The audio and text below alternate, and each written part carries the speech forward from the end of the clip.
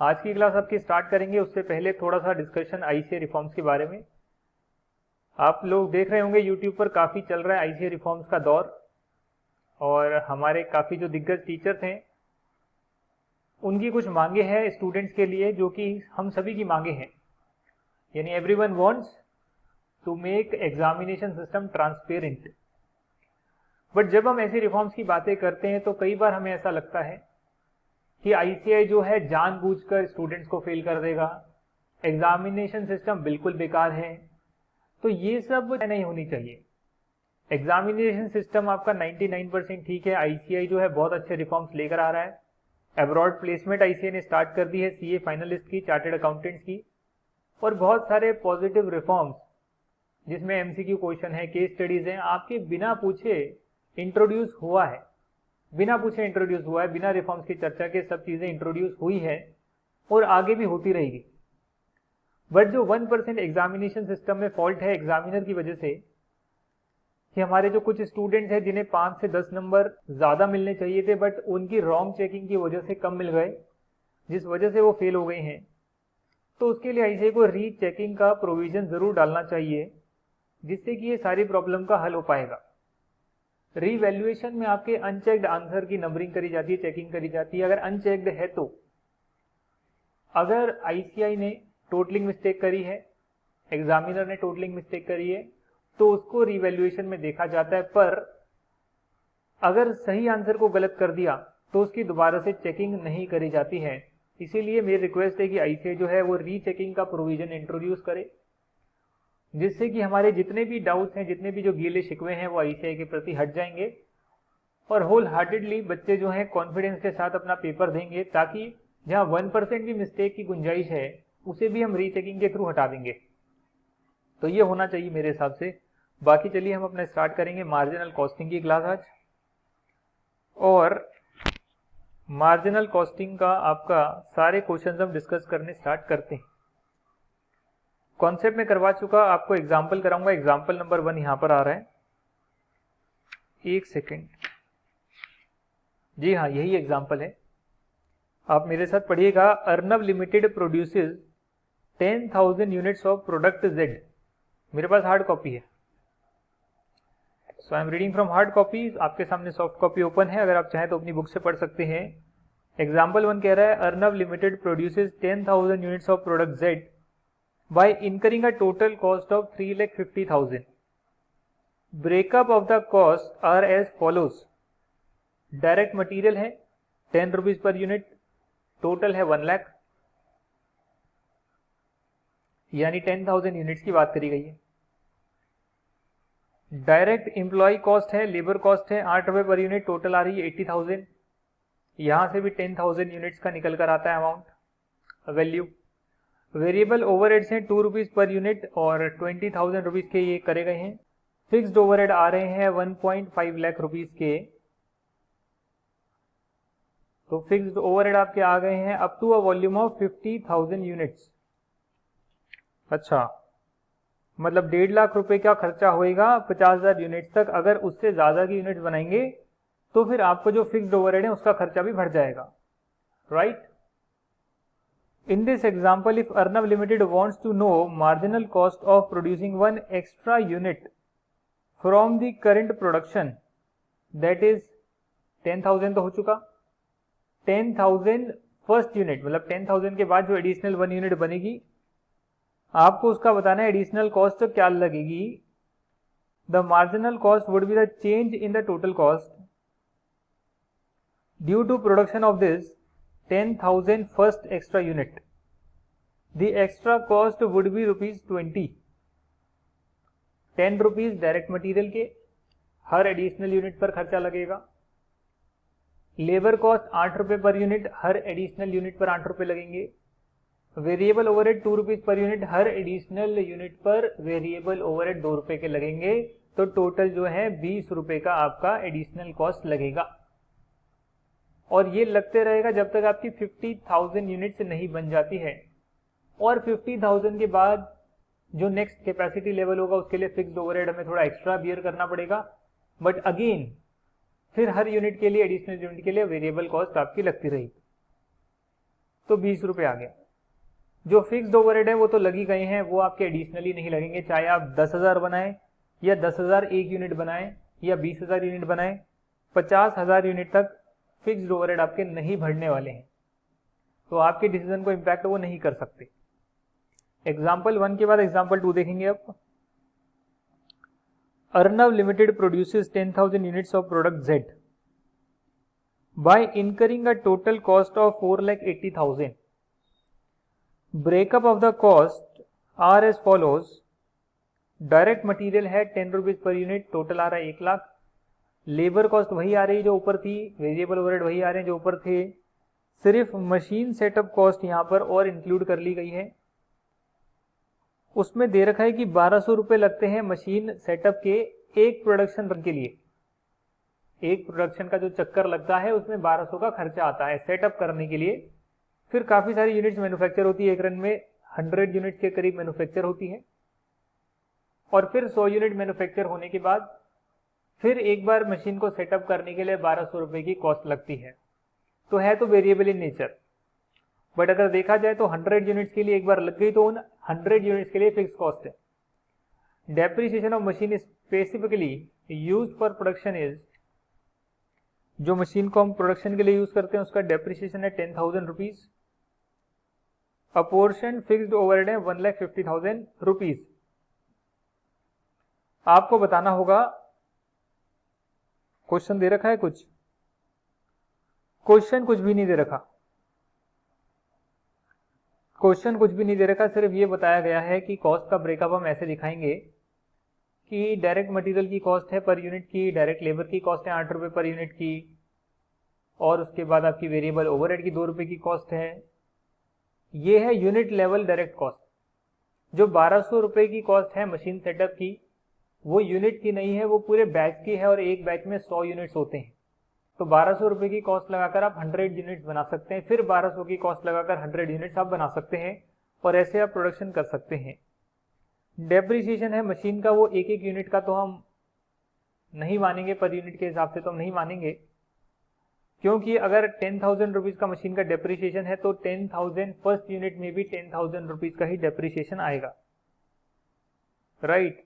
एक तरह से जो हमारा फिक्स्ड एसेट होता है उसकी एक छोटी सी फिक्स कॉस्ट है डेप्रिसिएशन की, जो पूरे साल में लगेगी। अपोर्शन फिक्स्ड ओवरहेड जो है वो 1.5 लाख रुपए की है, और ये डिपार्टमेंटल लेवल डायरेक्ट कॉस्ट है। बात समझ में आ गई। आगे देखेंगे हम। In the example, the direct cost of producing 100. In this example, the direct cost of producing 10,000 first unit is 1,220. But it is not the marginal cost of producing one extra unit, rather marginal cost of running one extra production run. बात समझ में आ रही है आपकी? क्योंकि इस पूरी cost में 1200 रुपए का एक ऐसा एलिमेंट है जो एक यूनिट के लिए नहीं लगता, बल्कि 100 यूनिट्स के लिए 1200 रुपए की कॉस्ट लगती है। इसीलिए जो कॉस्ट निकल कर आई है 1220, 1220, ये एक यूनिट की कॉस्ट नहीं है, एक एडिशनल यूनिट की कॉस्ट नहीं है, बल्कि एक एक्स्ट्रा प्रोडक्शन रन की कॉस्ट है, कि जैसे ही आप नेक्स्ट रन करेंगे तो फिर आपकी ये कॉस्ट लगनी स्वाभाविक है। 10,000 के बाद जैसे ही आप और एक्स्ट्रा रन करेंगे, 10,000 फर्स्ट से लेकर 10,100 यूनिट तक पूरे बैच में आपकी इतनी कॉस्ट तो एक बार लगेगी, और उसके बाद फिर आपकी 20 रुपए के हिसाब से एडिशनल कॉस्ट लगेगी टिल 10,100 यूनिट्स। और फिर आपकी नेक्स्ट प्रोडक्शन रन का जो होगा यूनिट बनेगी, उसमें 1220 की कॉस्ट लगेगी, और फिर 99 यूनिट आप और बना सकते हो 20 रुपए पर यूनिट के हिसाब से। तो ये थोड़ी सी क्लैरिफिकेशन समझाने के लिए पेपर में से कुछ भी नहीं आएगा, जितना हमने करा है वहां से कुछ नहीं आएगा। कंट्रीब्यूशन क्या होता है समझा रहे हैं आपको, मार्जिनल कॉस्टिंग और एब्जॉर्प्शन कॉस्टिंग में क्या फर्क है वो समझा रही हैं। भाई आपकी एब्जॉर्प्शन कॉस्टिंग में तो हमने ओवरहेड का चैप्टर किया है, under absorption, over absorption, fixed overhead होते हैं, उसे हम सब यूनिट्स प्रोड्यूस में बांट देते हैं। प्रोड्यूस में से कुछ बिकती है और कुछ क्लोजिंग स्टॉक में रह जाती है, तो क्लोजिंग स्टॉक में भी आपका जो है फिक्स्ड ओवरहेड का हिस्सा आ जाता है, एब्जॉर्ब हो जाता है। मार्जिनल कॉस्टिंग में हमें फिक्स कॉस्ट से मतलब नहीं, थ्योरेटिकल पार्ट बाद में करेंगे, अभी सिर्फ प्रैक्टिकल हो रहा है। नेक्स्ट क्वेश्चन देखेंगे हम, illustration number 1। Wonder Limited manufactures a single product Zest. The following figures relate to the Zest for a 1 year period. 50% capacity level है, एक्टिविटी लेवल है, और 100% लेवल पर दे रखा है। जितना प्रोड्यूस होता है उतना बिक जाता है, क्लोजिंग स्टॉक कुछ भी नहीं है। 50% का मतलब 400 यूनिट्स, 100% का मतलब 800 यूनिट्स। अमाउंट टर्म्स में जो सेल्स है वो देखेंगे हम, 8 lakh rupees, 16 lakh rupees. Production overhead जो है वेरिएबल फिक्स के टर्म्स में दे रखे हैं, 3,20,000 वेरिएबल है, और 100% कैपेसिटी पे इसके डबल। फिक्स जो है 50% पर 1,60,000 फिक्स लग रहा है, और 100% कैपेसिटी पर चलाओगे तो भी 1,60,000 का खर्चा लगेगा।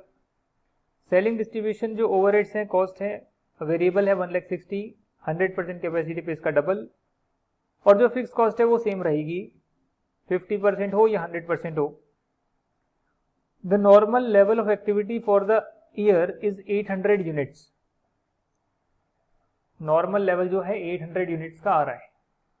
Fixed cost are incurred evenly throughout the year and actual fixed cost are the same as budgeted. There were no stocks of Zest at the beginning of the year. Beginning में कुछ नहीं है, आपने production करी, आपने बेच दिया, cell कर दिया, क्लोजिंग भी कुछ नहीं आया। In the first quarter, 220 units were produced and 160 units were sold. पूरे साल की बात नहीं कर रहे, अब पहले क्वार्टर की बात कर रहे हैं कि फर्स्ट क्वार्टर में हमने 220 यूनिट्स बनाई। टोटल हमने नॉर्मली जो है पूरे साल में 800 यूनिट्स हम बनाते हैं। 220 यूनिट्स बनाई, 160 हमने बेची। आपको निकालना है what would be the fixed production cost absorbed by Zest if absorption costing is used. Absorption costing में कितना फिक्स प्रोडक्शन का ओवरहेड जेस्ट जो है वो एब्जॉर्ब करेगा, ये आपको बताना है। फिक्स्ड प्रोडक्शन ओवरहेड्स, ध्यान से पढ़िएगा, फिक्स्ड प्रोडक्शन ओवरहेड की बात हो रही है, जो यहाँ पे लिखे हैं फिक्स्ड प्रोडक्शन ओवरहेड 1,60,000 के, तो ये 1,60,000 के 800 के लिए है, तो पर यूनिट जो आएगा 200 रुपए पर यूनिट आएगा। ओवरहेड के चैप्टर में कर देते हैं, सारे ओवरहेड का total divide by number of units, labour hours, machine hours, कैसा भी कर सकते थे। यहाँ लेबर और मशीन आवर की जगह पर नंबर ऑफ यूनिट्स के बेसिस पर अपोर्शन कर रहे हैं। तो अगर ये 1,60,000 के प्रोडक्शन फिक्स्ड ओवरहेड जो है, फिक्स्ड प्रोडक्शन ओवरहेड, ये 800 यूनिट्स के लिए हैं, तो पर यूनिट आएगा 200 रुपए। सिमिलरली जो आपकी 220 यूनिट है उसके लिए फिक्स्ड ओवरहेड आएंगे 44,000। हालांकि 220 में से 160 बिकेगी, 160 यूनिट्स बिकेगी। यहां पर देखिएगा एक्चुअल फिक्स्ड ओवरहेड जो है बजटेड के बराबर है, तो बजटेड एक्चुअल का तो डिफरेंस नहीं आएगा कि हमने सोचा कुछ पर यूनिट रेट निकालने के लिए, एक्चुअल में आया कुछ, उसके डिफरेंस से भी हमारा ओवर अंडर एब्जॉर्प्शन हो जाता है, ओवर अंडर रिकवरी हो जाती है।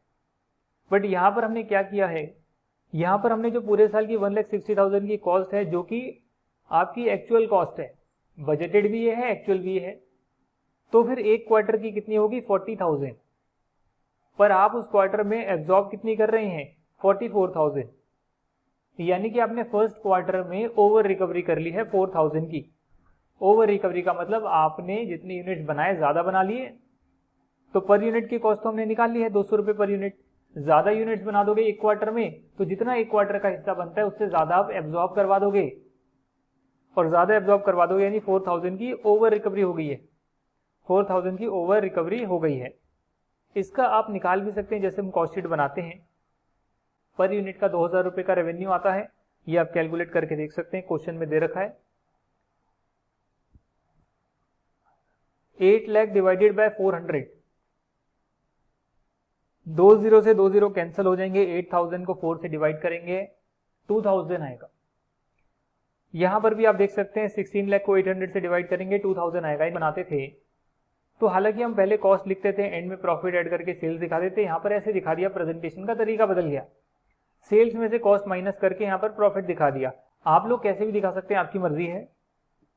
तो 2,000 रुपए जो है पर यूनिट का सेल रेवेन्यू आता है। फर्स्ट क्वार्टर में 160 यूनिट्स की हमने सेल्स करी है, तो टोटल 3,20,000 रुपीज की हमने सेल्स करी है। इसमें से हम प्रोडक्शन कॉस्ट को पहले माइनस कर रहे हैं, 220 यूनिट्स हैं, 800 रुपये जो है 800 रुपये पर यूनिट की वेरिएबल कॉस्ट आई है और 200 रुपये पर यूनिट की जो है फिक्स्ड कॉस्ट आई है, हमने यहाँ पर डाल दिया।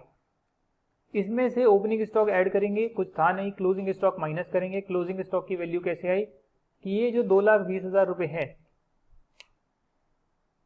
ये 2,20,000 की जो प्रोडक्शन की कॉस्ट आई है, ये प्रोडक्शन की जो कॉस्ट है वो 220 यूनिट की आई है। तो 60 यूनिट जो मेरे क्लोजिंग स्टॉक में बचे हैं, क्योंकि 160 यूनिट्स मैंने बेचे तो 220 यूनिट्स बनाए थे, 60 यूनिट्स मेरे बच गए हैं।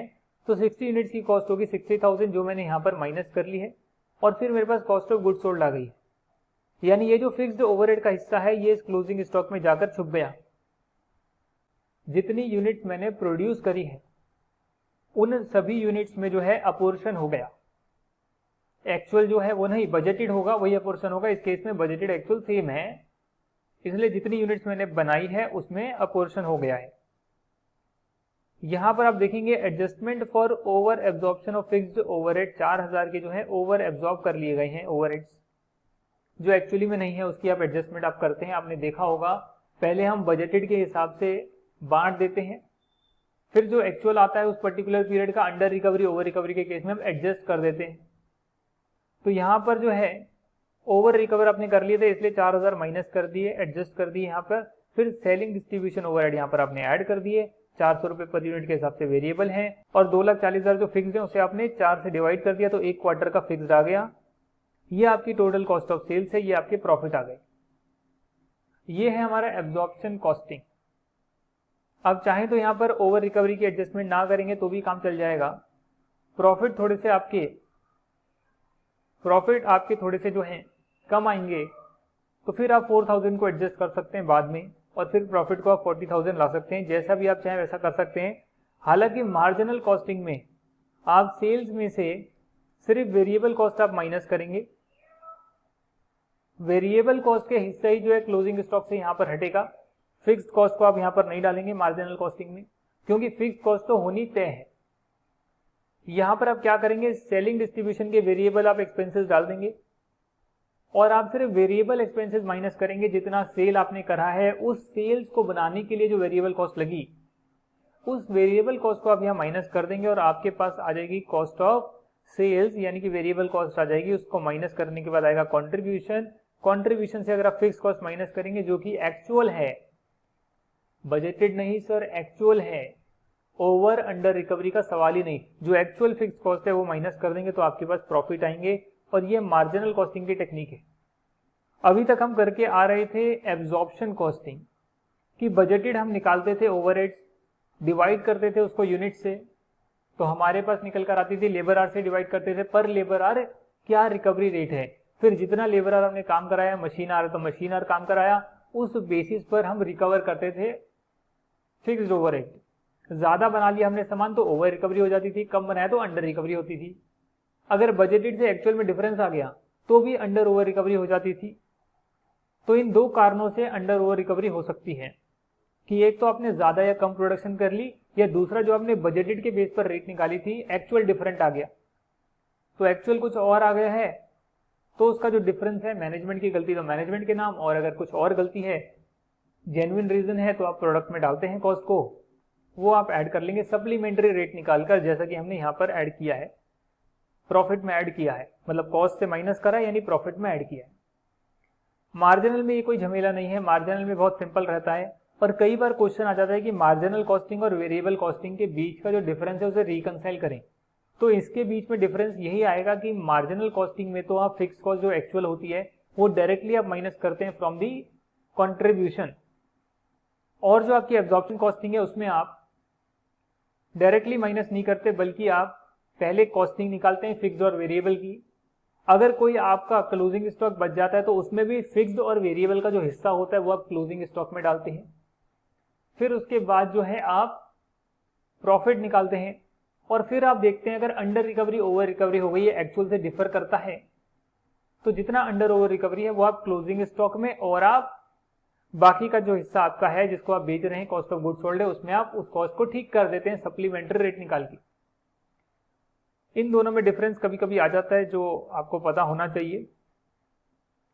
सीवीपी एनालिसिस देखते हैं क्या है। यहां पर आएगा ब्रेक इवन एनालिसिस, इसका कोई एग्जांपल आएगा, देखेंगे इलस्ट्रेशन नंबर 2 आ रही है। MNP limited sold 2,75,000 units of its product at 37.50 per unit.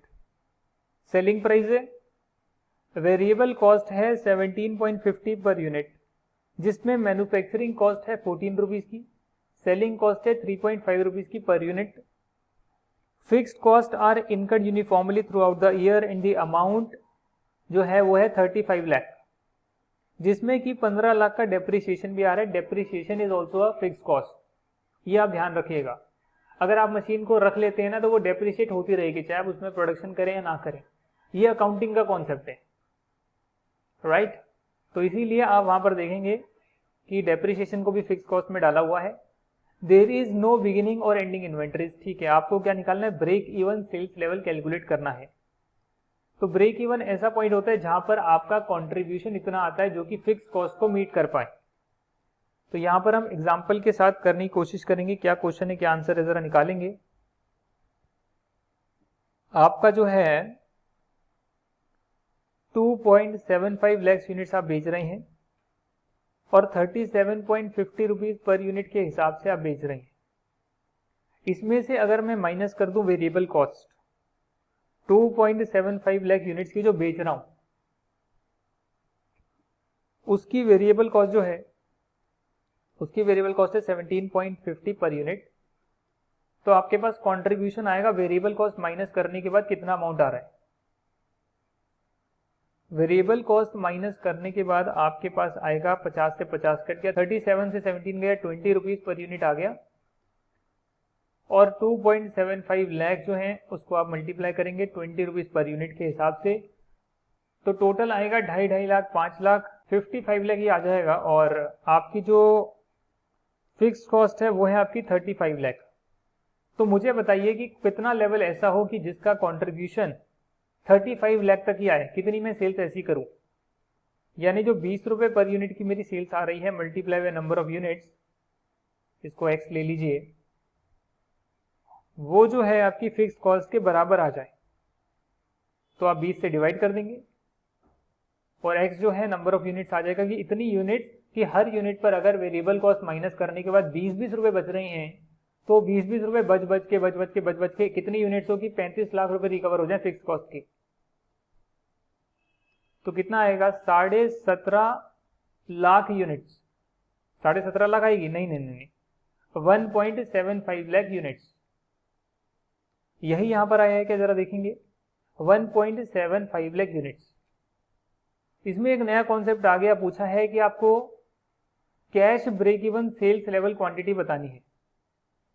Cash break even यानी कि जो फिक्स कॉस्ट जो है हमारी, कैश वाली जो हमारी फिक्स कॉस्ट है, यानी जो पैसा एक्चुअली में आउटफ्लो हुआ है, डेप्रिसिएशन जो है एक्चुअली में आउटफ्लो नहीं हुआ पैसे का, जो फिक्स कॉस्ट एक्चुअली में आउटफ्लो हुआ है, यानी कि 35 लाख में से 15 लाख माइनस कर दीजिए, 20 लाख आएगा। कितनी हम सेल्स करेंगे, कम से कम हमारे 20 लाख की जो कैश कॉस्ट लगी है, जो पैसा कैश में लगा है वो रिकवर हो जाए। तो हर यूनिट पर आप 20 रुपए पर यूनिट लेते हैं, 37.5 की सेल होती है हर यूनिट पे, 17.5 रुपए की जो है आपका वेरिएबल कॉस्ट लगती है। तो एडिशनल आपके पास हर यूनिट पर 20 रुपए का आता है अमाउंट, जिसे कॉन्ट्रीब्यूशन बोलते हैं। कितनी यूनिट में सेल करूं कि 20 रुपए आकर मेरा 20 लाख का जो जितना मेरा फिक्स कैश कॉस्ट है वो रिकवर हो जाए, तो वो आपका निकल कर आएगा 1 लाख यूनिट्स। 20 से डिवाइड कर देंगे तो 1 लाख यूनिट्स आएगा कैश फिक्स्ड कॉस्ट, राइट। बात समझ में आ गया। हमने सिर्फ ब्रेक इवन पॉइंट निकाला है, ऐसा पॉइंट जहां पर कंट्रीब्यूशन जो है वो फिक्स कॉस्ट को रिकवर कर देगा, प्रॉफिट जीरो आएगा। और एक कैश ब्रेक इवन पॉइंट होता है कि आपकी कैश वाली जो फिक्स कॉस्ट है वो रिकवर हो जाए कम से कम, पूरी फिक्स कॉस्ट नहीं हो सकती, तो वो पॉइंट भी आप देख सकते हैं। उसमें आपको फिक्स कॉस्ट में सिर्फ कैश वाली फिक्स कॉस्ट लेनी है, ताकि आपको कैश ब्रेक इवन पॉइंट पता लग जाए। पहले हम कैश ब्रेक इवन पॉइंट तक सेल करने की कोशिश करेंगे ताकि कैश वाली कॉस्ट हमारी एटलीस्ट रिकवर हो जाए इस पर्टिकुलर पॉइंट तक, फिर जो है हम पूरी फिक्स कॉस्ट को रिकवर करेंगे और फिर जो हम सेल्स करेंगे उससे मार्जिन ऑफ सेफ्टी सेल होगी। और ब्रेक इवन पॉइंट के बाद की जितनी सेल्स है उसमें जो भी कंट्रीब्यूशन आएगा, फिक्स कॉस्ट सारी रिकवर हो चुकी है, जितना भी कंट्रीब्यूशन आएगा वो सारा का सारा प्रॉफिट होगा। ये जो है एग्जांपल ये मैं आपको ऑलरेडी करा चुका, कंपोजिट ब्रेक इवन पॉइंट निकालने वाला 19,600 यूनिट्स, ये मैंने आपको एग्जांपल कराया था और वहां से आप देख सकते हैं। अब एक नया क्वेश्चन आ रहा है, आपके पास ये डिटेल है कि फिक्स कॉस्ट है 1.5 लाख की, वेरिएबल कॉस्ट है 15 rupees per unit, selling price है 30 रुपीज पर यूनिट, कंट्रीब्यूशन कितना आएगा, selling price minus variable cost 15 रुपए पर यूनिट का कंट्रीब्यूशन आ रहा है। आपको बताना है ब्रेक इवन पॉइंट क्या होगा, fixed cost divided by contribution per unit is equal to break even point. यानी अगर हर एडिशनल यूनिट पर 15 रुपए निकल कर आते हैं, क्योंकि 30 रुपए की सेल होती है और 15 रुपए की वेरिएबल कॉस्ट लग गई है हर एडिशनल यूनिट पर, तो 15 रुपए जो है मेरे पास कंट्रीब्यूशन निकल कर आता है। हर एडिशनल यूनिट पर 30 रुपए आएंगे, 15 रुपए जाएंगे और 15 रुपए निकल कर आएंगे एक्स्ट्रा। 15 15 15 15 कितने जोड़ों की मेरे पास 1.5 लाख रुपए जमा हो जाएं, तो 10,000 यूनिट्स आप बेचेंगे और हर यूनिट पर 15-15 रुपए जमा होंगे, तब जाकर जो है 1.5 लाख रुपए आपकी फिक्स कॉस्ट रिकवर करने जितना पैसा आएगा। दूसरा आपको बताना है कि कितनी आप सेल्स करें कि कम से कम आपका प्रॉफिट जो है 20,000 रुपए का आए, 20,000 रुपीज का प्रॉफिट आए। बहुत ही सिंपल है, कंट्रीब्यूशन तो आपको मालूम ही है कि हर यूनिट पर 15 रुपए एडिशनल निकल कर आते हैं। अब यहां पर अगर आपको 20,000 का प्रॉफिट भी चाहिए, अगर आपको 20,000 रुपए का प्रॉफिट भी चाहिए तो आप फिक्स कॉस्ट जितनी रिकवर करनी है उसके साथ आप प्रॉफिट भी जोड़ लीजिए। 20,000 का और प्रॉफिट चाहिए तो अब आपको 1.5 लाख रिकवर नहीं करने, अब आपको 1,70,000 रिकवर करने हैं और हर एडिशनल यूनिट पर आपके पास 15 रुपए आते हैं। तो आप ये देखेंगे कि भाई अगर मेरे को 1.5 लाख फिक्स कॉस्ट के रिकवर करने और 20,000 का प्रॉफिट भी चाहिए तो 1,70,000 मेरे पास आ जाए तो मैं कितनी नंबर ऑफ यूनिट्स को बेचूं, 1,70,000 divided by 15 number of units आ जाएगी। नंबर ऑफ यूनिट्स इतनी सेल करो, अगर आप हर यूनिट जो है वो 30 रुपए पर बेचोगे, हर यूनिट का 15 रुपए का कॉस्ट निकलेगा, उसके बाद जो 1.5 लाख है उसकी फिक्स कॉस्ट निकलेगी, फिर भी आपके पास 20,000 बच जाएंगे। और क्या निकालना है, बस यही निकालना है और तो कुछ नहीं निकालना, बस इतना ही निकालने के लिए बोला था और आपका जो है क्वेश्चन हो गया, दैट्स इट। इलस्ट्रेशन 4 हम नेक्स्ट क्लास में करेंगे, थोड़ा सा कॉम्प्लिकेटेड है और कॉम्प्लिकेटेड वाली चीजें जो हैं उसको मैं नेक्स्ट क्लास के लिए बचा के रख रहा हूं। तो हम धीरे धीरे आपका मार्जिनल कॉस्टिंग फिर स्टैंडर्ड कंप्लीट कर लेंगे और वैसे ही आपका 80-90% सिलेबस कंप्लीट हो जाएगा, हो गया है समझ लीजिए। चलिए फिर मिलेंगे नेक्स्ट क्लास में, तब तक के लिए बाय बाय।